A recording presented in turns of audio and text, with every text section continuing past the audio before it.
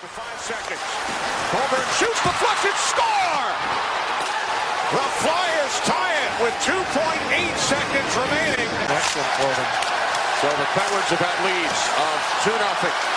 Now Couturier ties it at 5. Sean Couturier with his second goal of the night.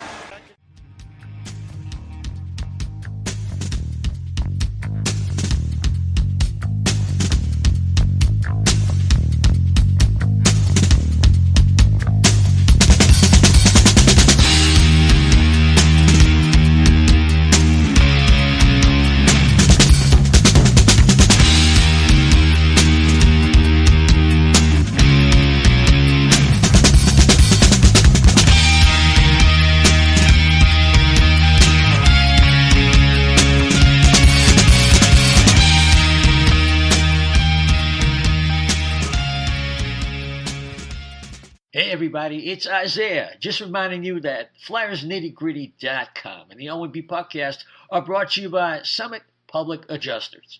Hey, do you have damage to your home? Not sure who to call? We suggest that you call Summit Public Adjusters before your insurance company. Dealing with your insurance company can be very stressful. Let Summit take the stress out of the claims process. From storm damage to your roof, to toilet overflows, to broken pipes and fires, Summit gets you the most money for your repairs. So next time Mother Nature leaves you in need of repairs, call Summit Public Adjusters at 215-752-0560 or visit summitpublicadjusters.com. Licensed in PA and New Jersey. Hey everybody. It is Isaiah when we are back. Welcome to the O&B Puckcast, brought to you by FlyersNittyGritty.com. It is episode number 127. Well, again, we do not have Dan Silver. He is on assignment tonight. Believe me, we will have Dan back as soon as we can. It's just a scheduling conflict, and we will work that out. But we do have, of course, our buddy Chef. How you doing, man? Very good. This should be very interesting. I'm excited to get this one started. Yeah, definitely. We had a great show last week, but this is kind of special from a local angle. Two guys that are probably part of what I would consider the premier Flyers podcast in the city right now.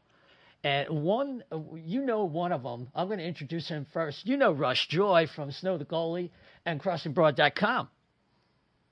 Greetings, gentlemen. I'm looking forward to what I'm sure will be an entertaining, upbeat, and incomparable podcast with you gents tonight. Yes, it's the one and the only O&B Puckcast. The only It's Puckcast. the only Puckcast. That's the only correct. Puckcast. It's the only one that matters. And, of course, his partner, the estimable one from the same podcast and also from CrossingBroad.com, but well beyond that, this guy is probably the beat guy in the city. He has connections in and outside the Flyers organization, and I consider him one of the premier resources for Philadelphia Flyers hockey for the last 25 years or so. His name is Anthony SanFilippo. Well, thanks for that wonderful introduction. I don't know how true it is, but thanks for that wonderful introduction. That's pretty cool. That's pretty cool. We're running with it. I was a little worried though first. Isaiah, you said well, there's one guy. Well, you know who he is, and I'm thinking, all right, so they're gonna do me first, and you went with Russ, and I was like, nobody knows Russ. That's Well, just okay. He's been on the show before. Can I tell a story real quick? All right, Russ has something to say. Here's Let's go. So, we went to close on our new house, and we're sitting, and a thing about radio comes up, and I start talking about the stint that we did on 610 ESPN, and then my mortgage guy looks at me and goes, "Wait, you write for CrossingBroad.com?" I'm like, "Yeah." He goes, "You host Snow The Goalie?" I was like, "Yeah." He goes, "I listen and read everything you do." And I went, well, that's weird. Okay, that was pretty cool. And so, Anthony, somebody knows me. Yeah, and then he emailed me and said, "I'm the guy who left the 5-star review ripping Russ left, right, and center." So there you go. Fake news. Fake news. Aunt San Phony has appeared on the show. So these guys are in really good form. But hey, before the frivolity begins, we just, Chef and I didn't have a chance to weigh in on the shock of Jimmy Hayes passing away, and I know it's something that Ant and Russ had a chance to talk about with Colby Cohen on their last episode, and I think did such a great job. He gets such a palpable sense from Colby, the loss, not just for Kevin and the family, but also for hockey, USA hockey in general, because Jimmy was just one of those really beloved guys.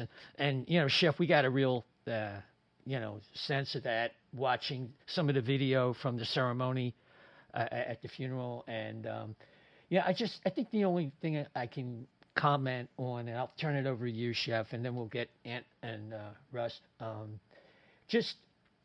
It's so good that in a year like Kevin is going to have to deal with, he's going to have a support system with guys like Keith Yandel, Cam Atkinson, and James Van Riemsdyk, guys that have been around USA Hockey and guys that he's familiar with, Yeah. I have 5 brothers. I have a twin brother and 4 younger brothers. I couldn't imagine any one of them, and I can only imagine what he's going through right now. It must be horrible. But like you said, there's some good guys hanging around him. I'm sure, they're taking care of him, and they're trying to keep his spirits up. And and best you can do is pray right now. That's all. Yeah, and our thoughts and prayers and condolences out to the Hayes family. And Ant and Russ, you guys feel free to weigh in for any final comments. Well, we got lucky in a lot of ways to have Colby on when this happened, because it's not like Russ reached out to Colby to have him on because of Jimmy Hayes' passing. We were going to break the news that Colby took the gig with the Chicago Blackhawks, and that's why we were going to have Colby on. And so it just so happened to be the same week. And we were fortunate on our podcast to be able to have him because of his relationship with the Hayes family, his relationship with Boston hockey, having played up there and being pretty much the same age group. I mean, he was an 89 born player as well. So I think that when you go back and listen to that episode, as much as we talked about a lot of good stuff on that episode, that whole tribute to Jimmy Hayes in the beginning of the episode was some of the best stuff that we've done, and the best stuff that Colby's done with us, and even on TV, when or in the TV stuff that he's done, because it was so real, because he made us feel like we knew Jimmy Hayes, and neither Russ nor I had ever met him. I had never met Kevin's brother. I knew of him obviously because he was an NHL player, but I had never had the opportunity to meet him. And so to have Colby be able to tell that story and share some experiences with him and his family, and to really be able to bring us all together, into that world, I think was kind of, we were lucky to be able to have that. Yeah. Yeah, it's a sad set of circumstances that obviously led to that. The thing that I think in the aftermath of talking to Colby, it was just seeing the outpouring of support for the Hayes family, and you saw that going on social media, and the clip of Kevin Hayes eulogizing his brother and talking about the little boy who passed a month after meeting Jimmy Hayes, and everything that Jimmy had done for him. I believe it was getting him special time with Krejci, I believe was his favorite player. And talking about how, he said, "Who's your favorite player? It doesn't have to be me." And when he told him it was Krejci, that he went out of his way, and, to Krejci's credit, also spent a lot of time with this kid. And the child passed a month later, and the dad, had talked about the fact that Jimmy Hayes in that moment kind of transcended just being a player or just being a hockey guy, and really kind of made a long-lasting impression, not just on the little boy, but on his family as well. And so it's obviously really difficult in a circumstance like this, and it's hard, from my vantage point, in that I'm 30, so I'm right there at that same general age as Jimmy Hayes, and I have 3 little kids, and so it hit me a little and I guess in a different way, because you think about like, wow, that could happen to anybody. It could happen to anybody in a similar situation, and that is a tough thing to see. But it's obviously exponentially harder for his family and for his former teammates and those who got to know him. But you think about, if you were to pass, you want there to be positive memories. You want to have a long-lasting impact and something that goes beyond what your profession was. And it's very clear that he made an indelible impact on a lot of people in and out of the hockey world. And, it's tragic for his family. And I think at the same time, there has to be at least a little bit of peace that comes with knowing that he was a good person and that he made such a positive impact on so many people. So, it was mentioned before, but you think about the support system that had been brought in the first place, and you think about the Keith Yandles and the Cam Atkinsons and the Derick Brassards of the world that, Brassard. You think about all those guys, and many of whom have had, a relationship with Kevin Hayes for a long time. I mean, this is about as tragic of a thing that could happen. I mean, just having that kind of system, having that kind of support system around him, you hope that that's going to kind of help him. And at the same time, Colby had mentioned that Jimmy Hayes would want Kevin out on the ice the next day. He wouldn't want him to walk away from the game. He wouldn't want him to sulk and to feel bad about what had happened, that he would want him to continue to go forward and play. And it's going to be really hard. It's going to be a very difficult thing, obviously, for Kevin Hayes to go through. You have to hope that the organization and that his teammates and his coaches, they're going to be there for him. And quite frankly, the league and the hockey community are going to rally around him and try to support him as best they can. And it, obviously remains to be seen this season what that's going to look like for him. But he has a lot of great people in his corner. And, Jimmy Hayes' wife and kids are certainly going to have a lot of people looking out for them, which is, about as positive of a thing as could be. So. Yep. You summed it up very well. So, again, condolences for Jimmy Hayes, dead at age 31. Okay, gents, so let's try and take a gander at some of the breaking news that came out of Flyerland today. And, Russ, before we got on, you were talking about the Flyers are going to have someone entered into the Hall of Fame. And, Anthony, what's your thoughts on people are going to vote on this? So, how is that going to work? So they've decided to, instead of making it a just an internal marketing kind of decision, that they're going to incorporate input from other Flyers Hall of Famers and from broadcasters and from members of the Professional Hockey Writers Association. So I think that there's going to be two separate committees. There'll be like a nominating committee that's going to give us a list of 5 or 6 names probably, and then there's going to be a voting committee which will then vote on who gets in. I don't know who's going to be on what committee. It wasn't really mapped out specifically. But I'm sure, we'll be put in there somewhere. We'll probably either be let's nominate people or let's vote on people. And I have to suggest right off the top that I think the slam dunk person that's going to get in this year is going to be Paul Holmgren. He's ending his career, I think, with the Flyers this year. We haven't really heard that announcement yet, but I anticipate that it's coming. I don't want to make that breaking news on the O&B Puckcast, but I do think that I do think from what I hear that his time with the organization is nearing its end, and so it would be a nice retirement celebration to just kind of say, hey, for all that you've done as a player, as a coach, as a general manager, as the president. And as a consultant to this club, he probably deserves to be in there more than anyone else at this point.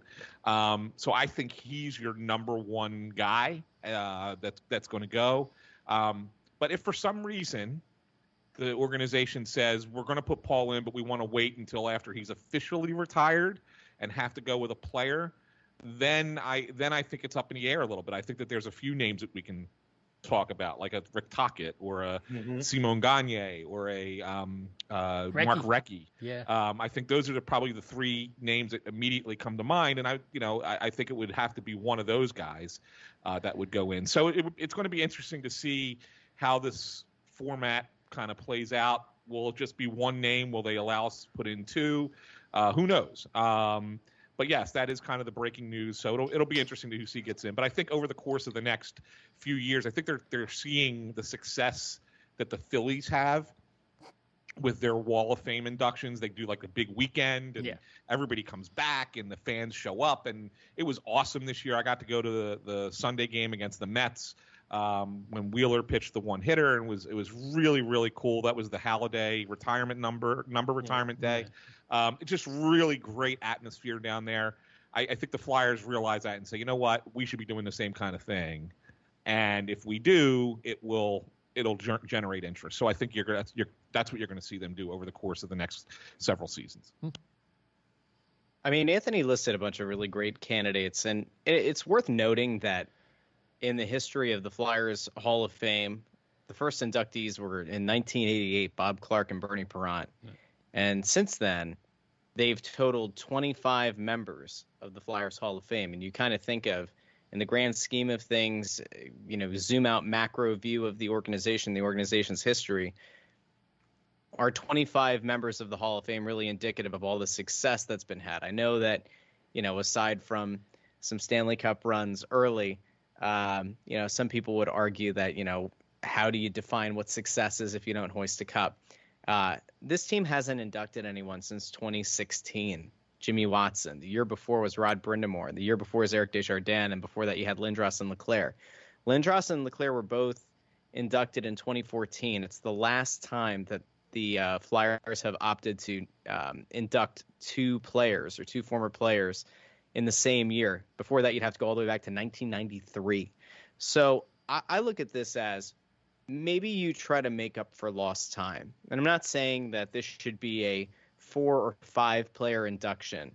But I think maybe you try to mix things up a little bit. Maybe you do bring a Paul Holmgren in. Maybe you do cap off his career. I mean, that also would, I guess to some extent, would have to, make sense from the standpoint that this organization doesn't really seem to value their past all that much and tries to do as much as they can to distance themselves from the Ed Snyder years. But you do have Chuck Fletcher here. You do still have Bob Clark off in the distance, still at least with a ceremonial title. So it stands to reason that Paul Holmgren could make it in.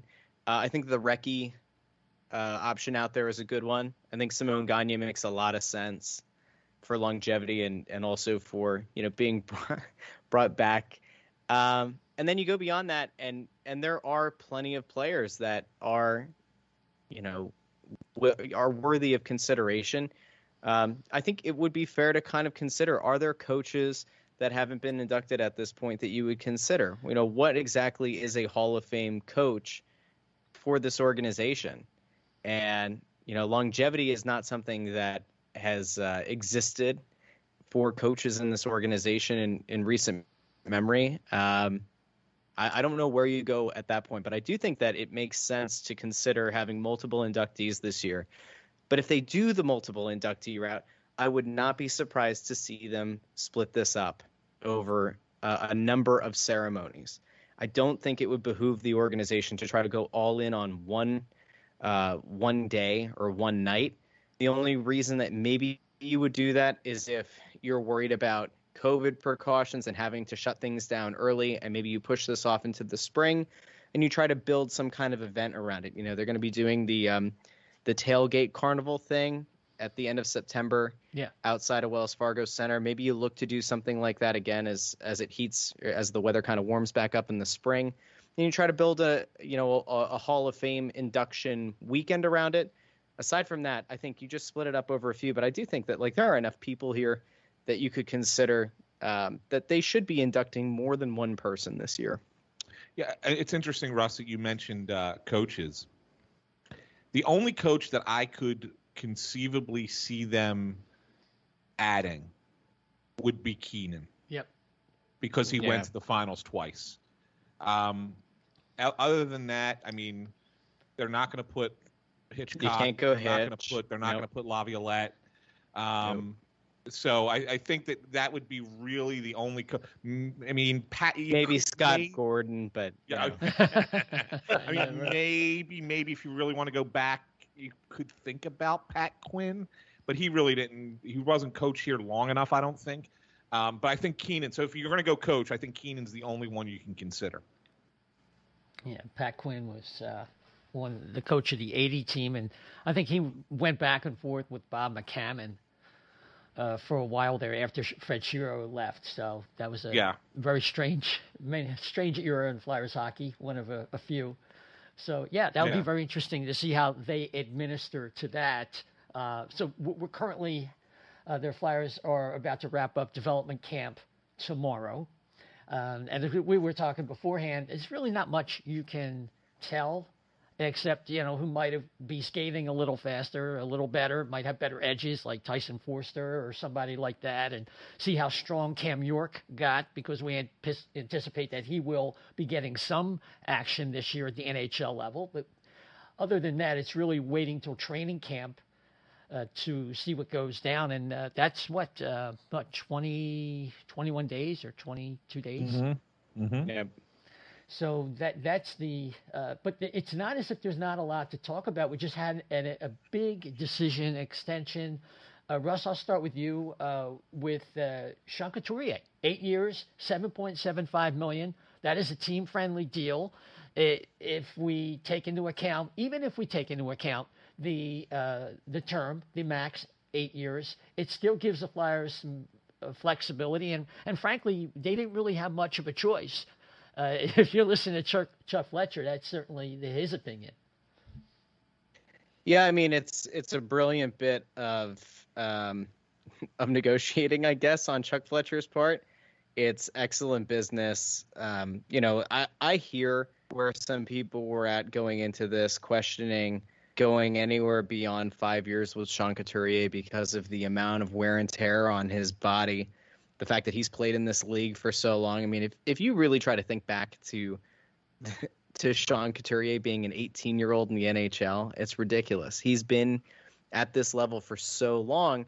The fact that they were able to get the AAV below 8 is absolute insanity. And this organization should be laying rose petals for Sean Couturier every time he comes in and out of skate zone and at Wells Fargo Center, because what he did was effectively forego a contract that probably could have run into the 9s, and I would guess at at worst a 6-year term, 7-year term.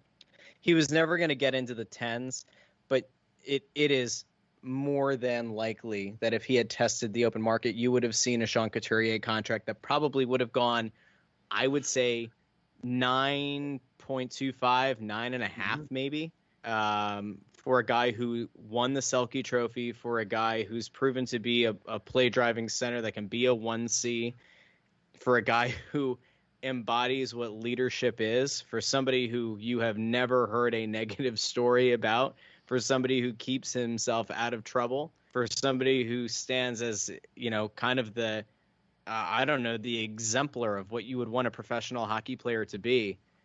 To get him at under $8 million a year, you can worry, and this is the thing that I think a lot of people get too caught up in, and it's not just with hockey, it's in any sport.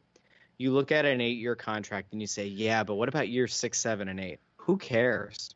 Genuinely, who cares? Because by the time year 6, 7, and 8 roll around, you will be outside of the flat cap era.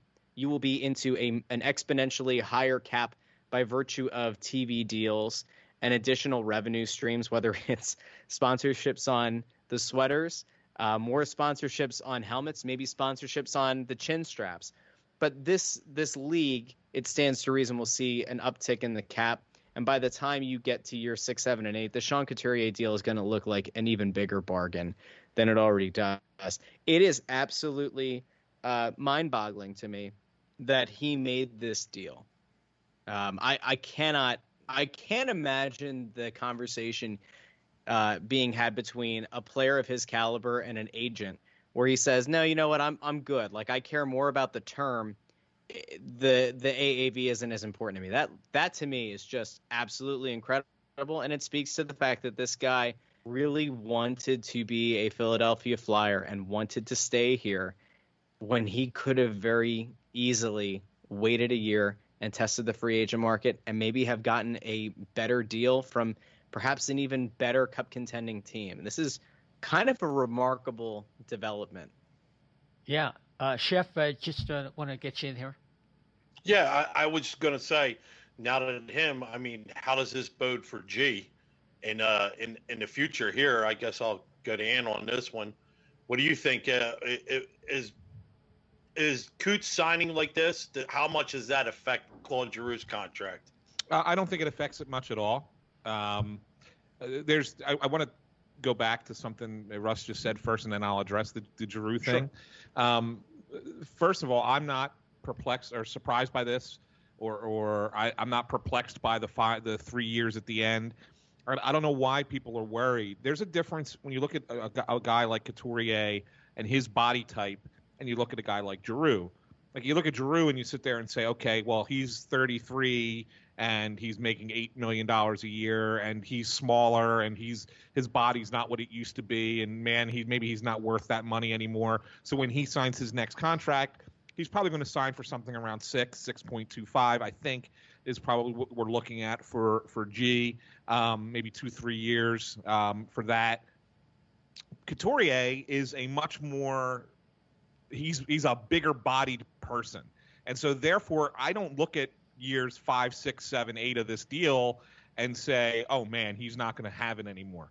He's still going to be worth his contract at that point. He really is, especially considering the position he played. I mean, if you look at a guy like Bergeron, I mean, Bergeron's been around, that long, and he's still that productive at approaching that age. He's not quite 37 yet, but he's almost, I think he's 36 or this year, or was just 36. So it's you're looking at a very similar type player, and Bergeron's still very productive. So I don't see why Couturier can't be productive in those back end years. And the thing that I tweeted it out, the thing that was most impressive to me when Couturier signed this deal, which is a great deal for the Flyers, no doubt, was the first thing I thought of was, man, he must really like what Chuck did in the offseason to sign this deal now. Because he held the cards. He did not have to sign it now. He could have waited. I mean, he could have waited and let the market dictate his price, and still picked Philadelphia a year from now, making more money, probably getting a similar, maybe probably be a 7-year deal instead of 8. But he could have made more money for similar term and could have chosen Philadelphia and instead he came in for less money and picked one place to play. And I think that speaks volumes for what Fletcher did in the offseason to make him say, yeah, this is where I want to be for the next 8 years of my career, and basically finish out my career with one team. As for Giroux, I mentioned that I don't think I'm pretty confident. I think Fletcher's even said it. But we kind of thought this even beforehand. We had talked about this before, Russ and I. Giroux's not going to sign until later in the season, if not after the season entirely. And that doesn't mean that Giroux's going to, quote unquote, test free agency.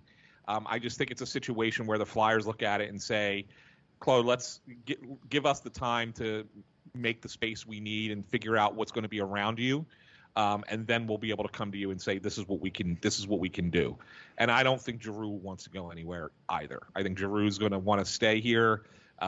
It's probably one of those deals that gets done right before the draft, is my guess. Kind of like, mid-June, right after the Stanley Cup, right before the draft.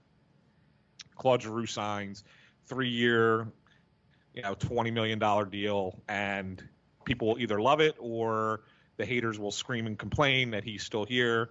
Why haven't we ripped off the sea yet? And all that good stuff.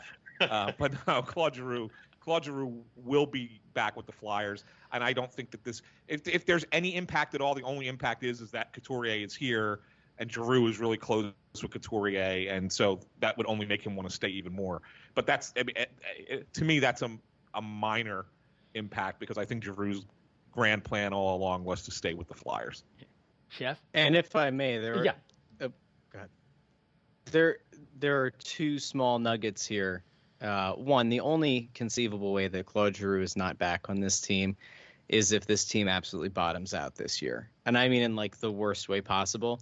But based on the vets that they've brought in, based on the fact that Chuck Fletcher was more or less playing the alphabet game in the acquisitions that he made, grabbing as many guys who have worn letters on their sweater as possible, I don't see this team bottoming out.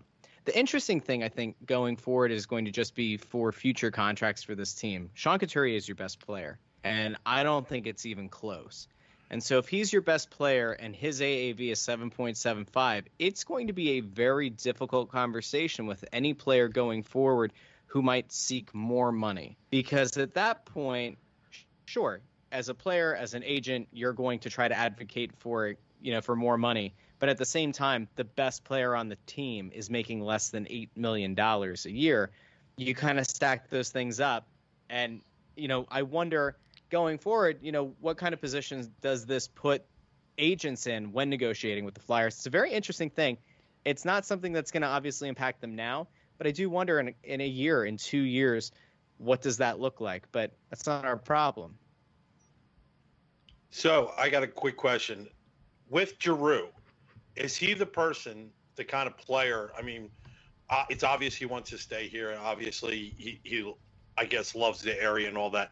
Is he the kind of person that's going to be the Bobby Clark of our time, where he slides into like an office job at the end of his career, and maybe he got an extended job with the organization, or is he a right off in the sunset kind of guy? That's a great question. I've never really gotten the sense that G has ever really wanted to kind of stay in the game beyond his career. We've never really had that conversation with him. It's usually about this time with players of his ilk that you start asking those questions, and I don't think it's been asked of him yet. I do know he loves Ottawa, or the area, just outside of Ottawa where he lives, in the summertime, in the off season. And I wouldn't be surprised if he's the kind of guy who just would ride off into the sunset, and then just come back, to wave at the fans every, once in a while kind of thing. I could see him maybe being one of those ambassador types that Lindros is supposed to be, but really kind of hasn't been to this point. Yeah, true. Just kind of, no, seriously, have him at 10 or 12 home games a year, signing autographs, posing for pictures, things like that. I could see Claude being that guy, more so than I can see him getting involved in the front office. But then again, I could be wrong. I mean, maybe he has plans to do that. Maybe he wants to get involved in that. Maybe he wants to do scouting. Maybe he wants to be a coach. Who knows? He has never really kind of talked about that. So my interest is kind of piqued by that question, to be honest with you, Chef. And so I think that, I'm going to keep that in the back of my mind when I have an opportunity to talk to Claude. I'm going to say, hey, don't want to get too far ahead of ourselves, but what are your plans for down the road, and see what he says. That'd be interesting to find out. Yeah. Yeah, just wanted to hit on a couple things. Russ, you brought up the salary structure and whether there's some kind of ceiling. The team that came to mind right away was Colorado with Nathan McKinnon, and then have the situation, the contracts that were signed with Rantanen and Landeskog. So McKinnon's got one coming up, so that'll be interesting to see where that goes. Yeah, interesting there. I also wanted to go back to something else you said. We were talking about Couturier and how we felt about the offseason. And I would have given anything to be a fly on the wall with the exit interview with Sean Couturier, with Chuck Fletcher and AV, and then you saw what happened in the offseason. And I would love to know what he said. Something we were tired of getting our asses kicked every night, running to the boards. We didn't have any physical pushback. And then you hear Chuck Fletcher talking about last season took years off my life. We can't do that anymore. And we saw what we saw in the offseason. And the Flyers had the kind of makeover that you guys were talking about on your show, and we were talking about. They needed to do something to address that kind of Hextall-infused malaise to use one of the words Fletcher talked about, or he used, with what had come over this team. Waiting, always waiting until next year for so-called go time. And obviously, this is Chuck Fletcher's team now. Yeah, I mean, Fletcher caught a lot of heat from me and people like me prior to this season for effectively standing pat. And the thing that I was the most upset with going into last season was the blatant disregard for not having replaced Matt Niskanen. Now, depending on who you believe, he made every effort to try to bring in somebody to replace him. But you either get a deal done or you don't. If ifs and buts were fruits and nuts, we'd all have a happy holiday. I feel like that was Mark Zumoff who used to say that. Doesn't matter. But the big thing is he went out this offseason and proved people like me wrong. He gutted this roster about as much as I think we've seen any GM in recent memory do. It almost, and I say almost because it's not the same immediate impact as the offseason that Homer had, where he brought in Timonen and Hartnell and Briere. Yeah. But you do think about the fact that like he got Ellis for little to nothing of impact for this team. Ristolainen, regardless of where you fall on what he's been to this point in his career, it is very clear that this team, this leadership group, as you kind of alluded to, went to management and said, this team needs to be tougher. This team cannot be the same roll with the kids and hope and pray, because this team got run off the ice too many times last year. This team got flat out embarrassed on national TV and in local games far too often last year. Think about where we were at the start of last season. There were no fans in stands. It was just me and I think Anthony after, he didn't die from COVID. But it was just like a bunch of media people, right? And then the players and the coaches and a few workers from Wells Fargo Center. And everybody begged and pleaded, please let fans back in the stands. Think about what this team was and what this arena was, even after they opened up seats for fans. There wasn't a whole lot of excitement around this team, right? And a big part of that and big part of the apathy is you look at for the most part, a decade of mediocrity at best.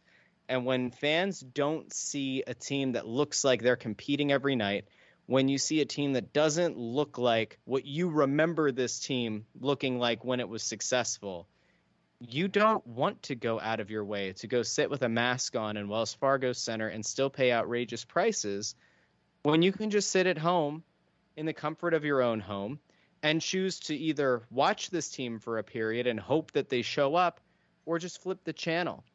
And that I think is was a big telling thing for this organization last year is there was a real hunger for this team and then it disappeared. And this team very clearly last year was, went in relying far too heavily on young players that also didn't bring the necessary physicality. Phil Myers, for as big of a body as he was, Travis Sanheim, for as big of a body as he is, these guys aren't the Bash brothers. These guys aren't instilling fear in the hearts and minds of the opposition. Ristolainen, yes, you paid a lot to get him. Ristolainen is going to make any player on the opposing team think twice about running Oscar Lindblom or running Sean Couturier or, running, if he ends up making the team, a Morgan Frost. You won't see it because they know that they've got Ivan Drago on the other side of the ice ready to, make them the next, Creed. I hope this was a lesson for you guys to not inhale and hold your breath when Russ begins to speak. Because that's what happens to me. That's those diatribes that he just goes on. My response to that same question, and I'll keep it much shorter, has nothing to do with the fan base, has nothing to do with the public perception of the Flyers and how awful the season was. It has everything to do with the coach. If you recall, at the end of season press conference, I tried 3 times to have Alain Vigneault tell us that he was definitely coming back as the coach of the Flyers. Yep. Yeah. And 3 times he did not give me an answer. And he said he wanted to see a lot of things change. He wanted a normal regular season. He talked around it a lot of ways. And I think after seeing how this all played out, that this was a message to the organization from the coach, that if you don't give me the kind of players that I want, that I can coach, that I can be successful with, then I'm probably going to walk away. And I think that's the biggest takeaway of what this offseason looked like, more than anything else. And I can't wait to talk to Vino when he comes back in a couple weeks. I really can't wait to have this conversation with him, because I really believe that was what you say, want to be a fly on the wall. I would have loved to hear the conversations between the coach and management. And it's no secret that a lot of the players that were brought in were Vino type of players. Yep. Maybe even players he's coached before. Yeah. And now he's going to be back and coach. But at the same time, this also puts the spotlight on him. Chuck did his part. Now Vino's got to win with these players, because if he doesn't, if he has a bad year, if he gets off to if they're struggling to be in a playoff spot at the holidays, I could just as easily see a coaching change happen, right? So I think it all falls on him. But this off season to me was more of a gauntlet being dropped by the coach than anything else. Yeah, because I don't think the organization grasps what the fans want all that much. I mean, maybe on the hockey side they do. I don't want to take anything away from the hockey people. But organizationally, Dave Scott, his people on the Val Camillo, the people on the business side, I don't think that they grasp what a Flyers fan cares about and what they want. Mm-hmm. So to me, I don't think that that's a thing. I think it was more what Vino wanted. Yeah, but as well as I do, there's one thing that those two people understand, and it's the bottom line. And when you see missed opportunities for revenue because you didn't field a competitive team, that kind of thing is going to have some kind of influence, as it did a few years ago when they, killed off Hextall and Hackstall. So, they might not be in touch with the fan, but they are in touch with their collective wallet. And I cannot and will not believe that had no impact whatsoever on their decision to try to push this thing forward and make this look like a more competitive quasi-cup contending team than it was a year ago. Yeah, I mean, Chip, before you get in, I just wanted to comment. To me, I got to agree with Anthony in terms of, like, AV looked like he really didn't want to be there, and he certainly didn't want to go through a year like that again. He came to win. He came to win a cup, and he was brought in from Russ's perspective. We all remember that phrase, a bias for action, and we've been waiting and waiting for that. And finally, I think the two kind of meld together as as reasons why this thing had to change. It was just really a disaster last year, Chef.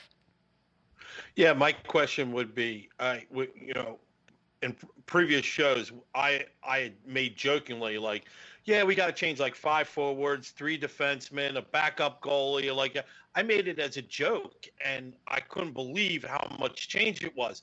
Did either one of you two expect this much change, or did you think it was possible?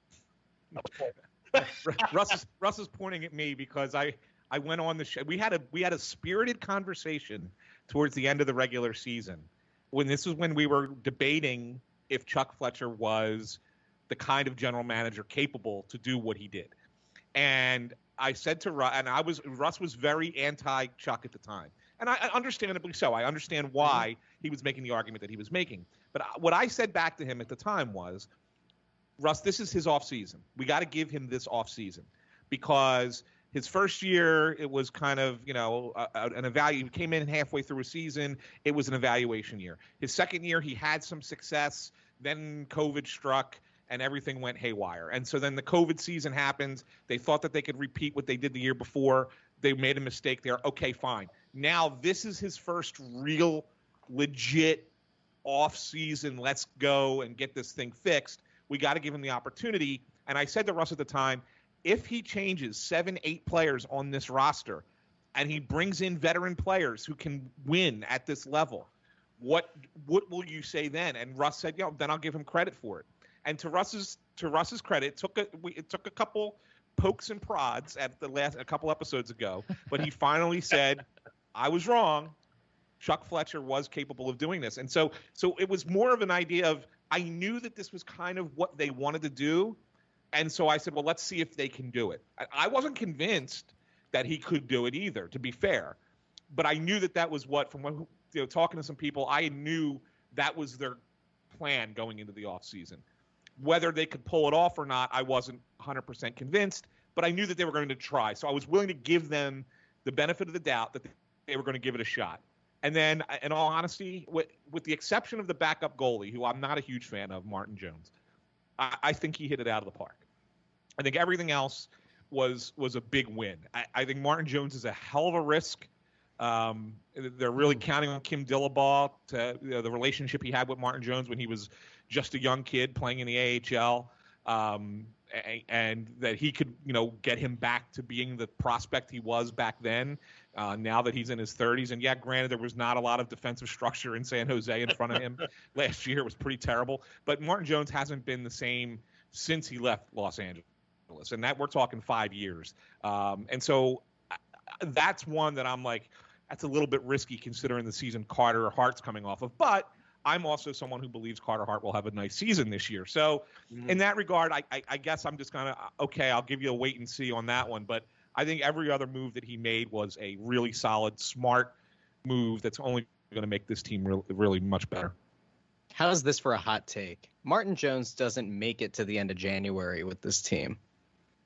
I think that by the time the trade deadline rolls around, that will be the one position that this team is going to be looking for. It's not going to be a bottom six forward to, solidify depth. I mean, I guess in theory you could, they like to go out and get those guys, but I do not see a scenario where Martin Jones ends up being your backup netminder for the entire season. And I honestly would not be shocked if it's within the first 2 months they have the realization that it ain't working.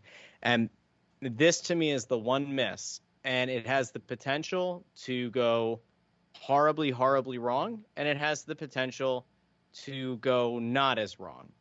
I don't think that there's a situation where this is an advantageous one that works itself out in a positive way the entire season, because for my money, I still have questions about Carter Hart's consistency. And in the event that he plays well, it's obviously not as big of a deal. I think where you start to run into a problem is if Carter Hart's getting, say, like 75% of the starts, he as a young player should be able to bounce back physically. You worry about what happens if he goes through a 3 or 4 game rut, because Martin Jones to me isn't a guy that's going to be able to take the reins of the net for 4 games in a row and give you a legitimate chance to win each of those 4 games. Now, the one thing that I guess is kind of fair to point out is that there were goalies available this offseason to go out and get. There were some goalies that had some questions and whose play had fallen off. And I guess, the most notable name maybe was Holtby, in that, he was a guy who had plenty of success prior and last season struggled. I would have, I think to some extent, preferred seeing them go that route and trying to unlock some kind of past ability in Holtby than I feel about them going out and getting Jones. It doesn't mean that it's the worst thing in the world, but where Fletcher, I think, addressed that issue of forcing too much onto the young players last year and, has this year effectively said, we're going to put a veteran in, and if a young guy like a Morgan Frost or a Cam York play their way onto the roster, that's a benefit, rather than throwing them into the fire. To me, this is the one concern. And for as much as Anthony thinks that this season is on Alain Vigneault because Chuck Fletcher went out and got all the pieces, I would equally say that there's a lot of onus on Carter Hart, because the defenseman playing in front of him, this defensive core, is arguably the best defensive core that this team has had in, 6 years. Because you think top to bottom, there is experience, there is versatility for the most part, and there are plenty of veterans on that side. There aren't a whole lot of excuses to be made as this team is currently constructed, and if this team is able to stay healthy, the defensive core is not the position group that looks like there are a million question marks about. So a lot of this, I think, it will be very interesting to see how Carter Hart starts the season. Yeah, definitely. And, I think back, if you want to second guess where the Flyers were left with a guy like Martin Jones, and they probably were looking at players like Bernier, and then quickly he elevated and got a lot more money to go to New Jersey, which to me was kind of strange when you have a guy like Blackwood there already, who really looks like a good young goaltender, but obviously Jersey's going for something there. But, they hang on to Scott Lawton for 5 years at $3 million, kind of lock themselves in there, and then they go big on Ristolainen, and before you know it, there, you could second guess that. That's one of the reasons, as happy as I was with what Chuck Fletcher, I kind of gave him a solid B, because it kind of left that one lingering question and putting a lot more on Carter Hart than it seems like he wanted to going into the offseason. Well, I'll tell you this. Talk to a couple scouts who say, and we're talking pro scouts here, not amateur scouts. Yeah. Pro scouts here who say the Flyers have one of the top 5 defensive cores in the NHL. So there are people in the game who believe in Rasmus Ristolainen, who believe in adding Yandel on the third pair because he'll benefit the power play. And obviously we know Ellis is a top 2 guy. Right. And they think that'll help Provorov, and they think Sanheim's going to improve. So, I mean, you look at this grouping, and Braun being just a solid vet, for that third pair. They look at this group and they say there's not many teams with better defensemen out there than the Flyers. So if you can play that kind of defense in front of Carter Hart, I think it only helps his confidence as a goalie. And he's also going to have something to prove after what happened last season. So I think he's going to come in with a little bit of a chip on his shoulder from that perspective, and then the team's going to be better in front of him. And I think that, look, you're right, Isaiah. It could go wrong. I mean, it could go sideways, and if it does, then heads are going to end up rolling. But I think that you have to look at it and say you have to, for once. And I know it's hard to do in Philadelphia, but you have to buy in from the beginning with this group. If otherwise, you're gonna sit there and you're gonna nitpick over every little thing that goes wrong and get stuck in that mindset, and then never really appreciate what the process is for this team to get to where it's trying to get to. So I think that that's not me being a homer by any stretch of the imagination. Yeah. At some point, you just got to say, hey, you know what? I got to give this a chance, see what they look like, and give it to Thanksgiving, something, GMs do. Right. I think the holidays are really the time of year. I mean, you'll know by between Thanksgiving and Christmas, you'll know what this team is. You'll know if this team is a playoff team, if it's going to be battling for the last playoff spot, if it's going to be battling for the division title, or if it's going to be a complete mess and needs to be blown up. And what I mean by blown up, I mean on the coach side first, and then eventually possibly even management. So that's what I think you'll know by mid-December. And yes, and I always make the argument with Russ that a team can be really terrible and then suddenly turn it on, just like the St. Louis Blues did, right? They were the worst team in hockey on January 8th and won the Stanley Cup. So, yes, that can, of course, happen. But what did they have to do in order to make that happen? They needed to fire a coach to get to that point, right? I mean, so something had to happen first before that took place. So that's why I say we'll know by the holidays what this Flyers team is. But I suggest to fans, and again, just a suggestion, believe in them for the first couple months.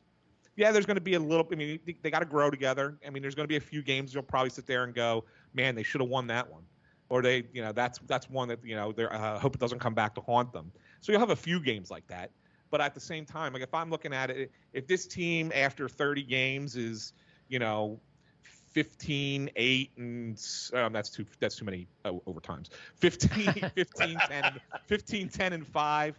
Right? Like, I think that's kind of like a good number for them. And I think that you'll be happy with that, right? If that's the case. Team hasn't won a cup in 46 years, and yet people are hungry for hockey content in the summer.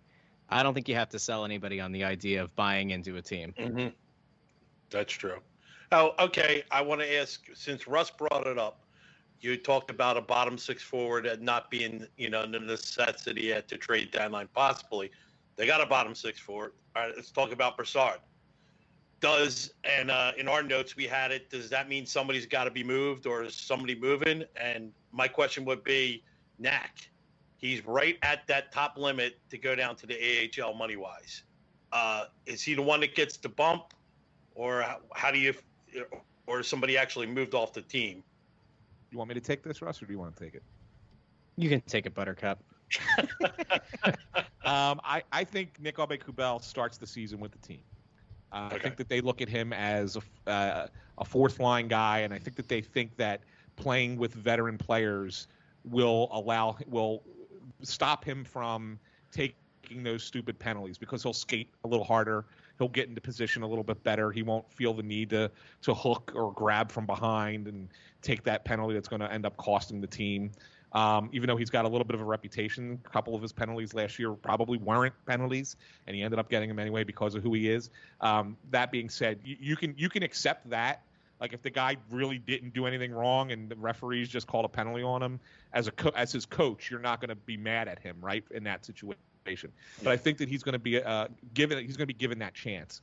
I think that what you're going to see is that not that anybody's really going to go down, but they're going to carry 13 forwards. Nate Thompson's probably that swing guy. He'll play in certain games where you probably need a good face-off man, or a good penalty killer kind of player, or you want to bring some energy.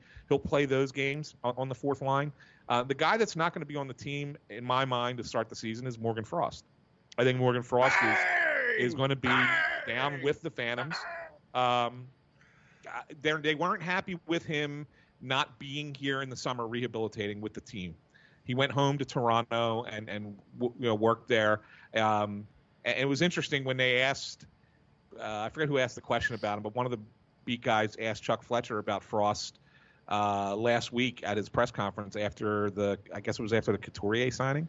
And he said, how's he recovering from his injury? He's like, from what we hear, he sounds like he's doing okay, but we won't know until he gets here.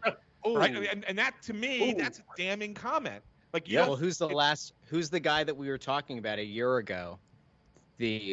Based on what we hear from his team, from the people around him. Yeah, Nolan Patrick.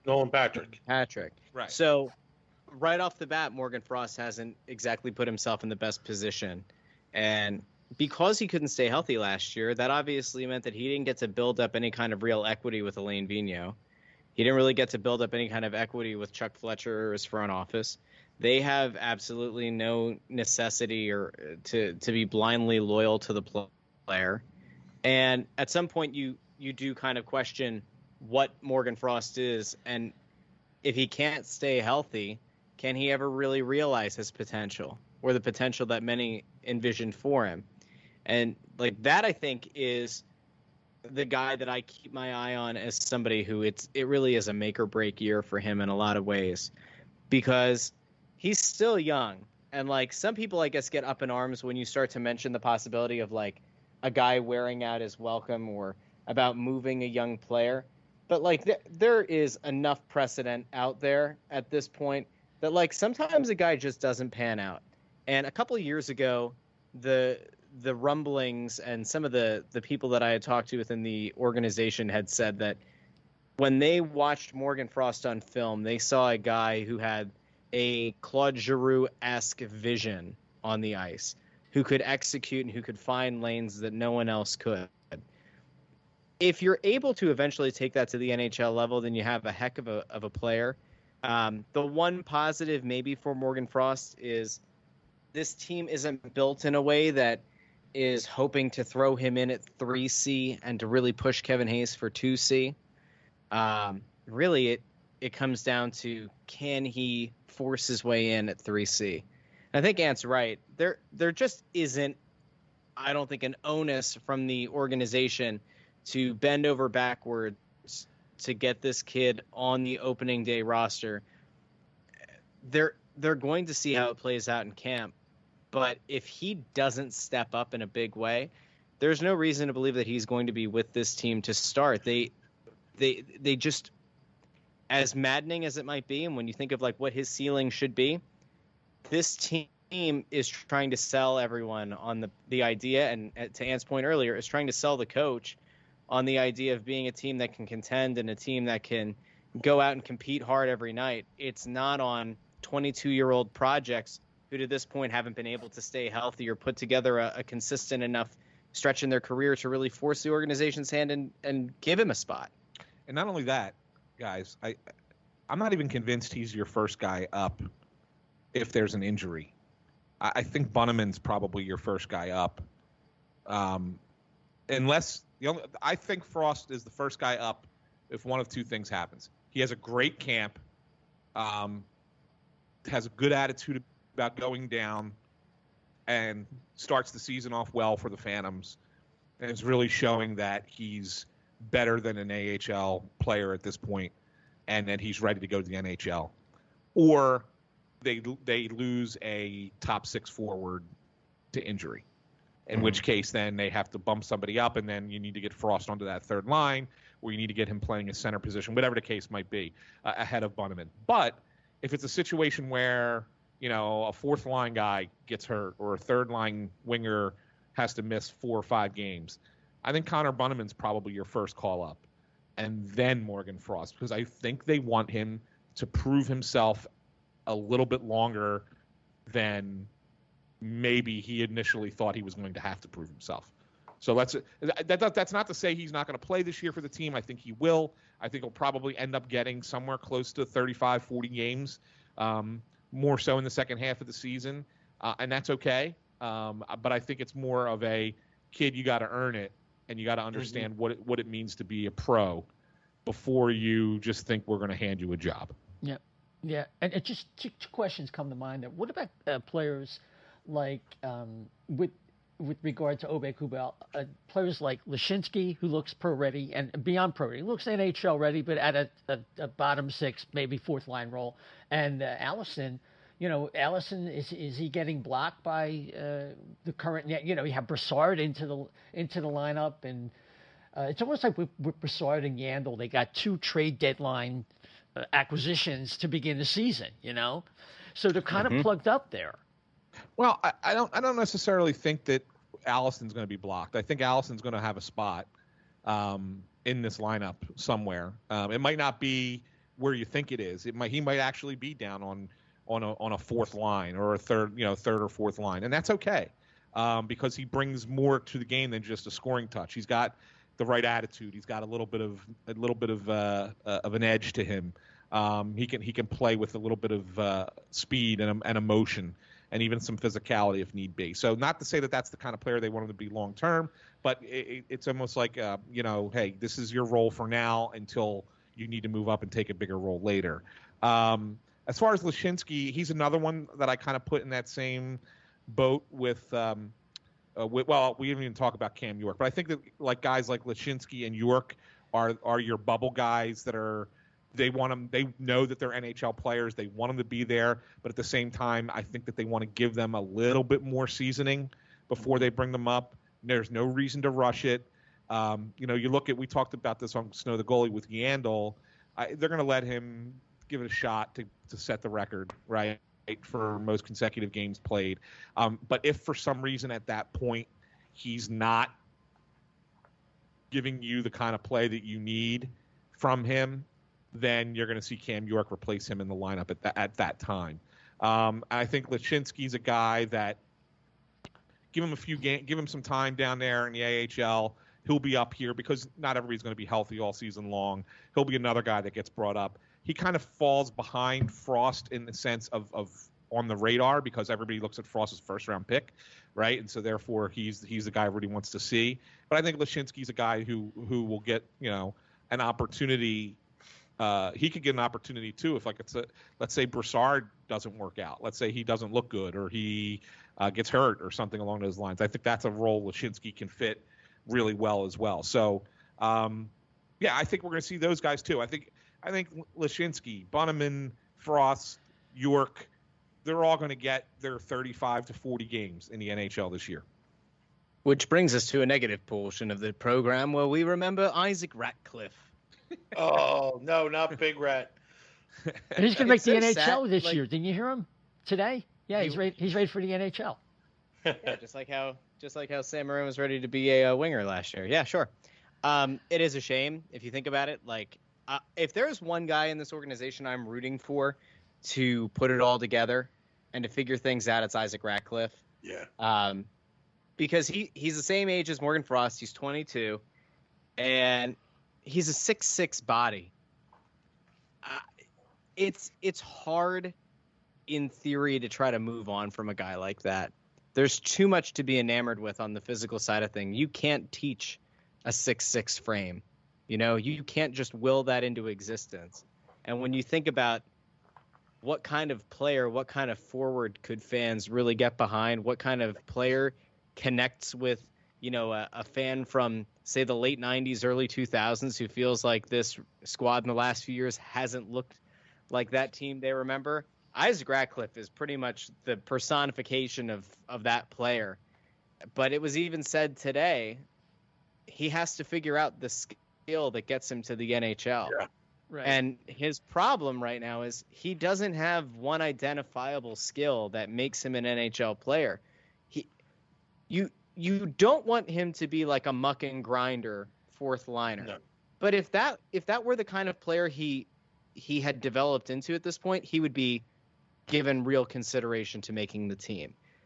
He's not that. So it's just a matter of like, what is he? And to me, like, it's kind of a shame in a lot of ways that of all the players they've drafted in recent years, he's like the one guy that just because of his size, you really wish could have put something together to this point.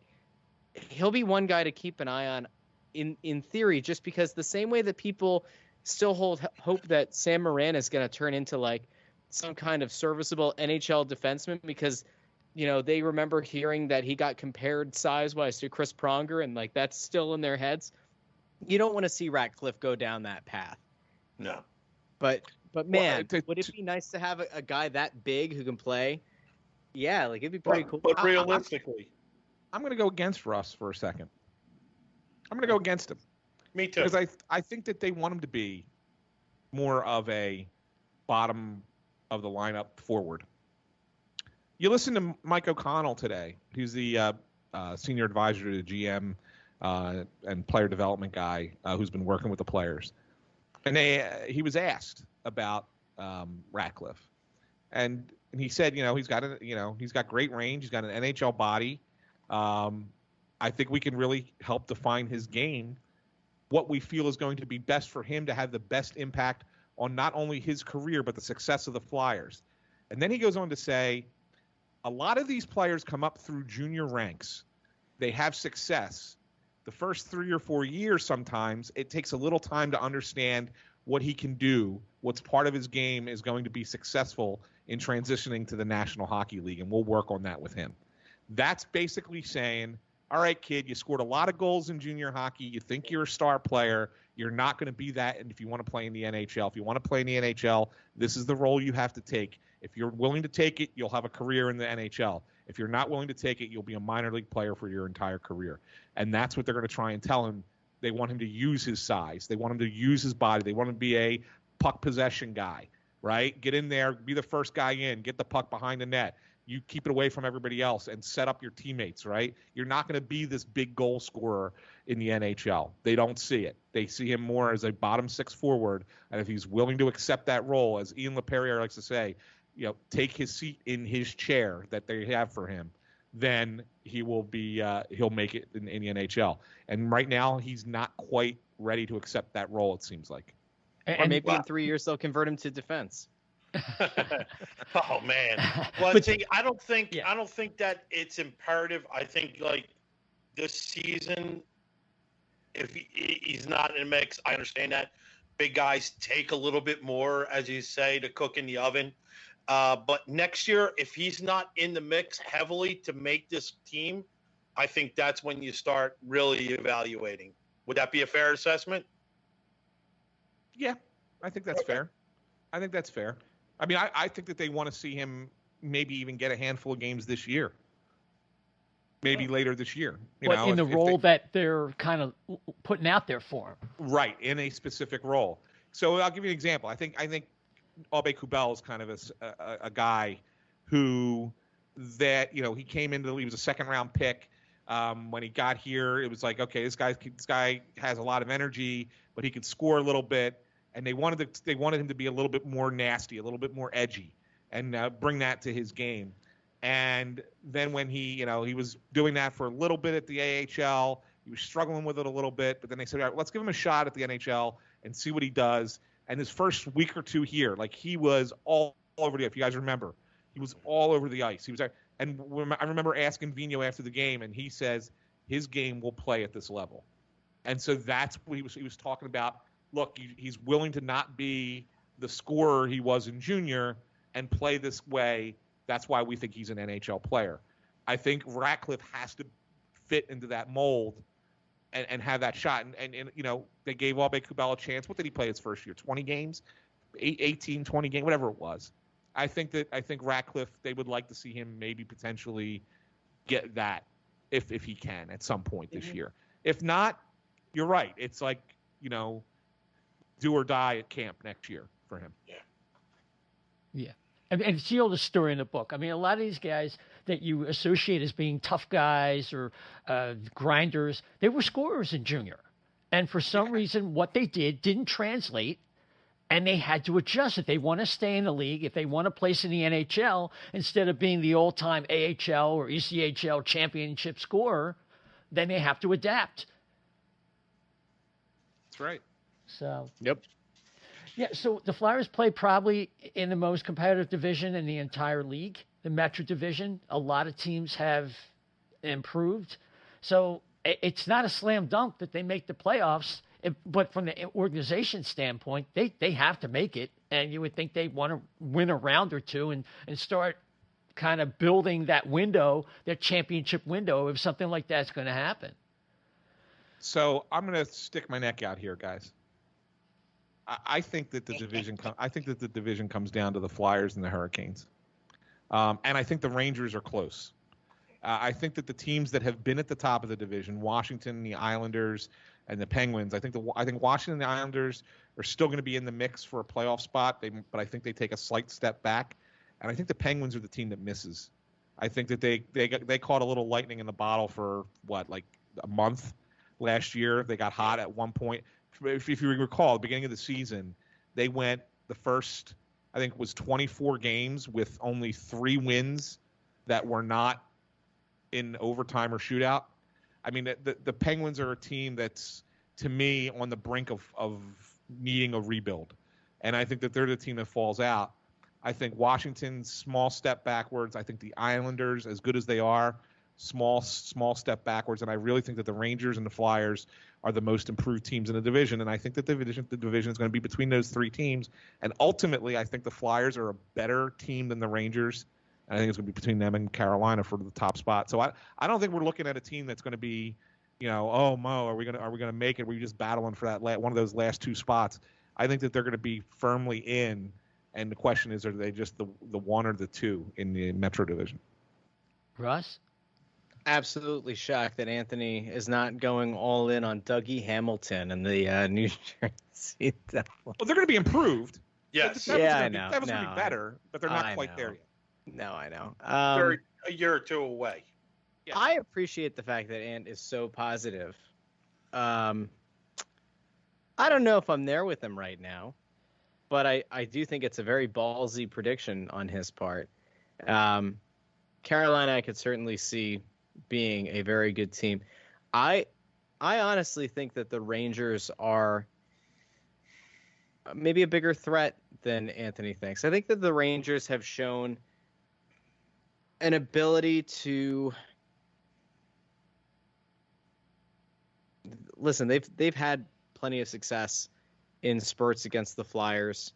If Zibanejad is able to bounce back this season, it could pose all kinds of problems.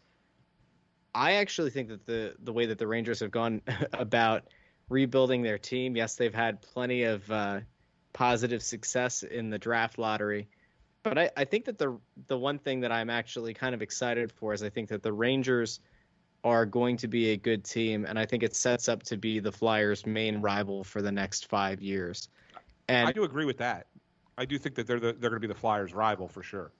And when you're a young team and it feels like you're playing with house money, you have nothing to lose. And I think that right now the expectation for the Flyers is higher than what it is for the Rangers.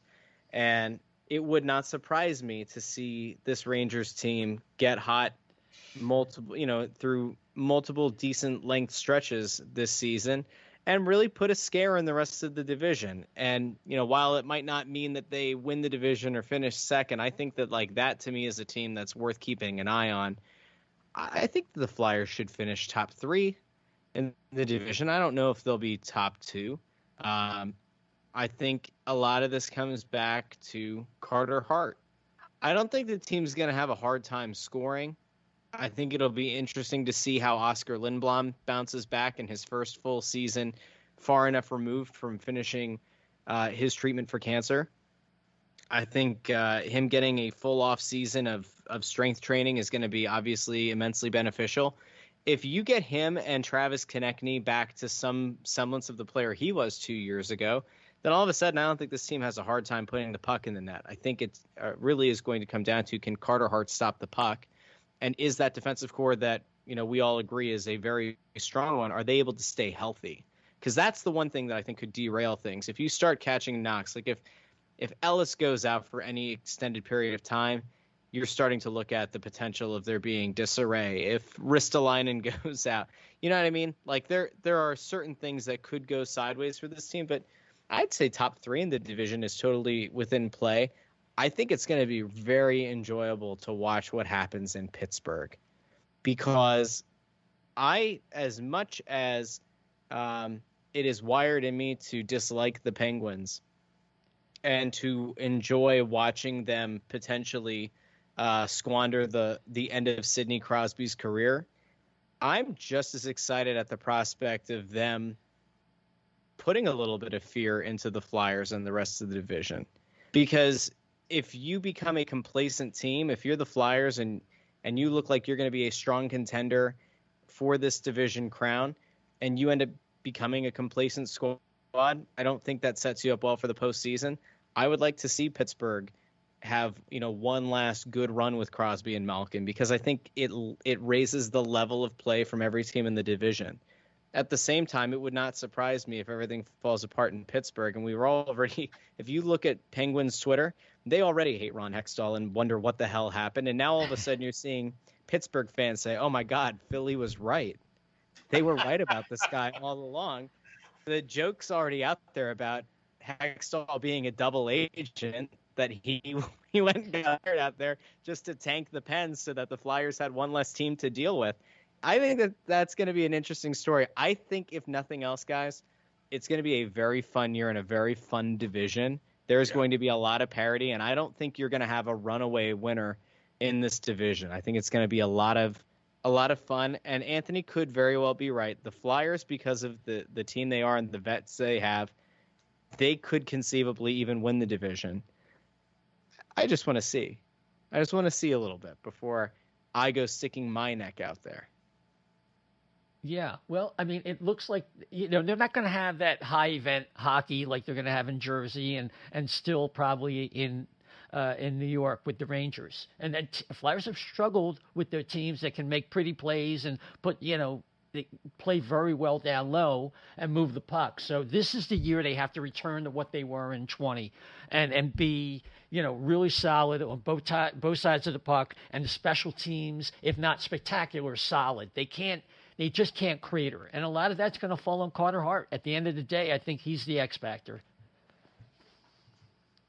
So, gents, we're going to get to a lot of stuff. I want to keep you guys all night. But I just wanted to thank you so much for coming on. And I know you have you say it's going to be one of the biggest announcements that you have for your podcast, Snow The Goalie, which everybody just has to listen to. It's the Essential Flyers podcast, besides the O&B Puckcast. And you have a big announcement coming up. Do you want to tease that just like a little bit? We're recording it tomorrow so that you guys will know Thursday. Is that correct, Russ? We might put it out Wednesday night, I think it all depends. We have a couple of things that we're working on for announcing, so it'll either be Wednesday night, afternoon or evening, or Thursday at the latest. Yeah. So we don't have to wait long. That's good. I would say here's the tease. Here's the tease. I've been playing at the end of the episodes. I've been playing music for a reason. Right. That's a clue. Been playing music for a reason. I've also been dropping some pro wrestling references, and there's one on the Easter Snow The Goalie eggs. Twitter today. Yeah. Easter eggs, yes, if you will. And Bobby Heenan would be a very interesting person to think about for the pro wrestling fans out there. He has a very iconic line about Hulk Hogan. So I don't know. I'm just throwing it out there. I think it's going to make a lot of sense to people, and I think the one thing that I've been very happy to see year over year is the growth of our show, and I think you guys have probably seen a similar trajectory. I think a lot of people have realized that podcasts, that Flyers podcasts, really, if you're looking for coverage around the team, podcasts are the way to go. And I've been so encouraged in a lot of ways by the massive kind of uptick that we've seen over the past year, especially. I never would have expected it through COVID to see our listener numbers boom the way that they have. But this is